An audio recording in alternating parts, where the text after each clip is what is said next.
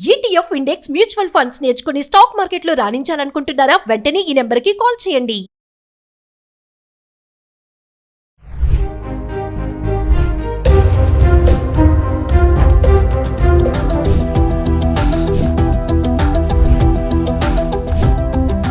నమస్తే, welcome back to Suman TV. ప్రస్తుతం మనతో పాటు ఉన్నారు అనలిస్ట్ రామకృష్ణ గారు. సార్తో మాట్లాడదాం.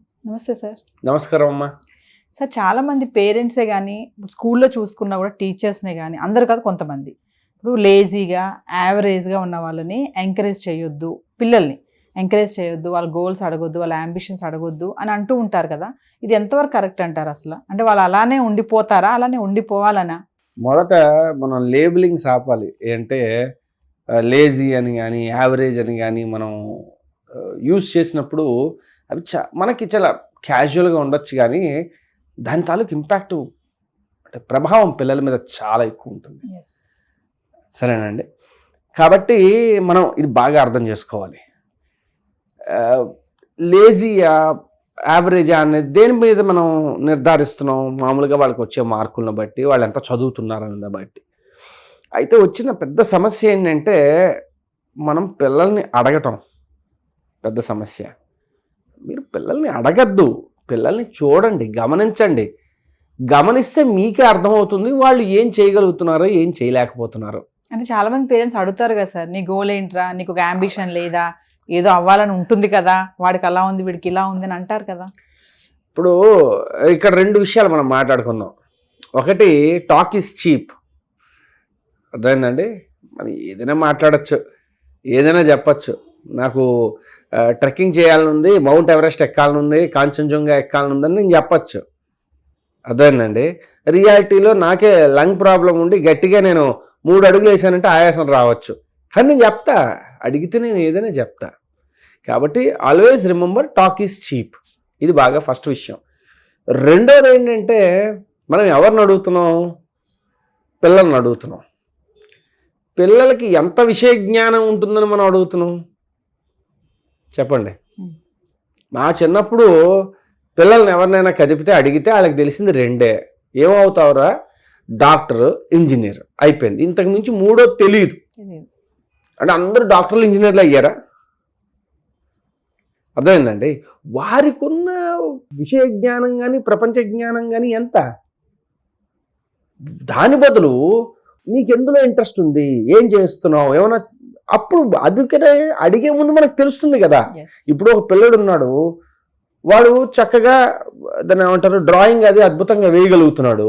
అప్పుడు చూసి ఆహా, ఇది కొంతకాలం చూసి ఓ చిన్న చిన్న డ్రాయింగ్ సెట్స్ అవన్నీ తెస్తారు. వాళ్ళవి దాన్ని ఏమంటారు, ఇంకా బెటర్గా చేస్తూ ఉంటే అప్పుడు ఒక మంచి డ్రాయింగ్ సార్ దగ్గర ఎవరి దగ్గర తీసుకెళ్తారు. అలాగా ఏం చేస్తున్నారు? ఒక విత్తనం ఉందని తెలిసినప్పుడు మీరు ముందు ఒక చిన్న కుండీలో వేస్తున్నారు, కొంచెం అబ్జర్వేషన్ చేస్తూ దాన్ని నీళ్లు పోసి ఇవి చేస్తున్నారు. ఒక చిన్న మొక్కగా అనిపించిన తర్వాత ఇది పెద్ద వృక్షం అయ్యే అవకాశం ఉందని చెప్పి మెల్లగా తీసుకెళ్తున్నారు. విత్తనమే లేదు ఇక్కడ. విత్తనం అనేది ఎప్పుడు ఏంటి అంటే, మన భగవద్గీతలో కూడా చాలా క్లియర్గా చెప్పింది ఏంటంటే కర్మ, యాక్షన్. అందుకనే ఆయన అన్ని రకాల యోగాల గురించి మాట్లాడి కూడా నేను కర్మయోగిని చాలా ఎక్కువ ఇష్టపడతాను అని ఆయన చెప్పారు. ఎందుకని చెప్పారంటే ఇది ప్రపంచాన్ని నడిపించేది కర్మ. కాబట్టి పిల్లల్ని చూస్తే తెలుస్తుంది. ఇప్పుడు మన హార్దిక్ పాండ్యా లాంటి వాళ్ళు ఉన్నారు, వాళ్ళు చాలా పూర్ బ్యాక్గ్రౌండ్ నుంచి వచ్చారు, పేదరికం నుంచి వచ్చారు. కానీ తల్లిదండ్రులు వీళ్ళ ఆటలో ఉండే ప్యాషన్ని చూసి ఆయన జాబ్ మానుకుని ఊరు మారి ఇంకో చోట కూర్చుని పిల్లలకి సరిగ్గా అన్ని వసతులు ఉండేట్టుగా ట్రై చేశారు. ఇప్పుడు యశస్వి జైస్వాల్ ఉన్నాడు, ఆయన అది కూడా జరగకపోవడంతో ఇంట్లో వదిలేసి వచ్చాడు. ఇవి చాలా రేర్ ఇన్స్టెన్సెస్. కానీ అంటే తల్లిదండ్రులు సపోర్ట్ చేయలేకపోయారంటే వారి పేదరికం వాళ్ళని ఆపింది. కానీ మనం అర్థం చేసుకోవాల్సింది ఏంటంటే అక్కడ విత్తనం ఉంది. అర్థమైందండి. ఒక చెయ్యాలనే ఒక కసి ఉంది, అది యాక్షన్స్లో కనబడుతుంది. కాబట్టి మీరు పిల్లల్ని అడగడం ఏంటి? పిల్లల్ని అడిగారు అనుకోండి, ఇవాళ గట్టిగా let us be very very frank, ఇవాళ పిల్లల్ని అడిగారు అనుకోండి, వాళ్ళు ఇన్ఫ్లుయెన్సర్ అవుదాం అనుకుంటాడు అంటాడు.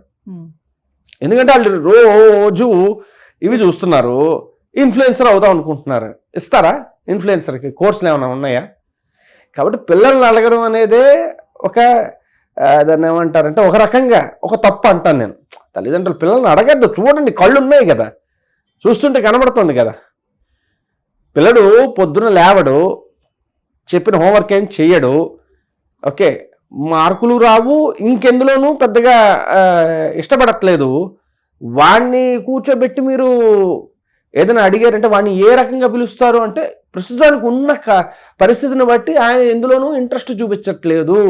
లేజీయా, యావరేజా కాదు, ఆయన ప్రస్తుతానికి ఎందులోనూ ఇంట్రెస్ట్ చూపించట్లేదు.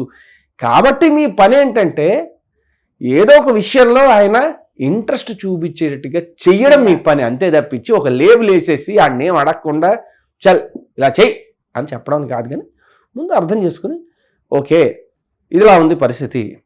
పుట్టిన వాళ్ళందరూ బాగా గుర్తుంచుకోండి. ఇంకొక విషయం ఏంటంటే ప్రతి వాళ్ళు టాప్ లెవెల్లోనే ఉందాం అనుకోవడంలో తప్పులేదు. కానీ ఎవరు ఎక్కడ ఎండ్ అవుతారని ఎవరికి తెలియదు, అర్థమైందండి? కాకపోతే దానికి కావలసిన సామగ్రి, ఒక రకమైన నిబద్ధత, క్రమశిక్షణ, విలువలు ఇవేవైతే ఉన్నాయో అవి తల్లిదండ్రులు ఇవ్వగలరు కదా. అవి తల్లిదండ్రులుగా మీరు ఇస్తున్నారు లేదు చూడండి. ఇస్తూ వారికి చిన్ని టార్గెట్స్ మనం పెట్టుకుని ఆ చిన్ని టార్గెట్స్ని మనం అచీవ్ చేస్తూ ఆ టార్గెట్ని సెలబ్రేట్ చేసుకుంటూ, ఇది ఓన్లీ మార్క్స్కి సంబంధించి అవసరం లేదు, అర్థమైందండి?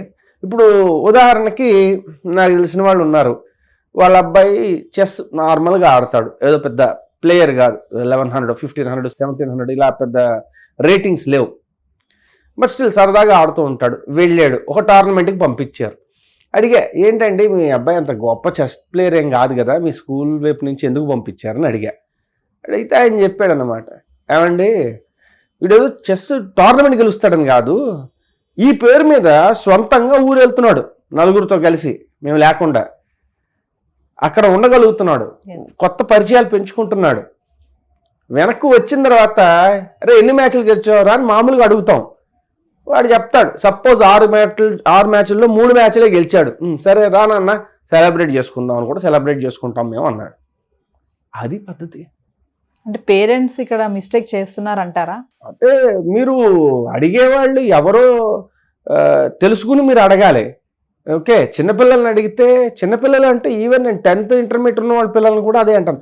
ఇంకా గట్టిగా మాట్లాడితే ఇప్పుడు ఇంజనీరింగ్ కంప్లీట్ అయిన వాళ్ళకి కూడా ఏం చేయాలో తెలియదండి. నిజంగా తెలియదు, కన్ఫ్యూజన్ లో ఉంటుంది. ఎందుకు? మనం ఏ రకమైన స్కిల్స్ వాడిని ఇంబైబ్ చేయలేదు. ఏ స్కిల్స్ లేని వాడిని నువ్వు ఏం చేస్తావంటే, లేదా స్కిల్స్ లేకపోవడం కూడా కాదు, చాలాసార్లు వాళ్ళకి ఏ స్కిల్ ఉందో కూడా వాళ్ళకి తెలియదు. నిన్నగాక మొన్న ఒక MBA స్టూడెంట్ జాబ్ జాయిన్ అయ్యి వెంటనే జాబ్ కోల్పోతే నాకు ఫోన్ చేసి అడిగారు, సార్ నాకు హెచ్ఆర్లోకి వెళ్ళాలా, మార్కెటింగ్లోకి వెళ్ళాలా కూడా నాకు అర్థం కావట్లేదు, చాలా కన్ఫ్యూజన్లో ఉన్నాను, మీరు నాకు హెల్ప్ చేయండి అని. నేను అన్నాను, నువ్వు ఎందులోకి వెళ్ళాలన్న కన్ఫ్యూజన్ ఎందుకు ఉందయ్యా అంటే, నీకు అసలు ఏం చేయగలవో నీకు తెలియదు కాబట్టి నువ్వు ఎందులోకి వెళ్ళాలో టెన్షన్ పడకు, నీకు ఏది వస్తుందో చూసుకో, ఏది వస్తే అందులో నువ్వు రాణించగలవు. ఎందుకంటే దానికి కావాల్సిన పదార్థాలు నీ దగ్గర ఉన్నాయి, కానీ అక్కడికి వెళ్ళి నువ్వు కానీ ఎగ్జిక్యూట్ చేస్తేనే ఏదైనా సాధించగలవు. కాబట్టి చాలామందికి అదేదో తెలియదు. కాబట్టి ప్రతి వాళ్ళని నిధి నువ్వు తెలుసుకునే ముందు చూడండి, తెలుస్తుంది కదా వాళ్ళు ఏం చేయగలరు. కాబట్టి వాళ్ళని అడగద్దు, అర్థం చేసుకుని చిన్నిగా ప్రోత్సహించండి. ప్రోత్సహిస్తే ఏం జరుగుతుందో ఎవరికి తెలుసు. అదేదో సినిమాలో పాట ఉందన్నమాట, అందులో చెప్తారు, ఏ విత్తనంలో పెద్ద వృక్షం ఉందో ముందో మీకు తెలుసా, అందుకని మీరెవరు చెప్పడానికి అని. Thank you sir. ఓకేనమ్మా.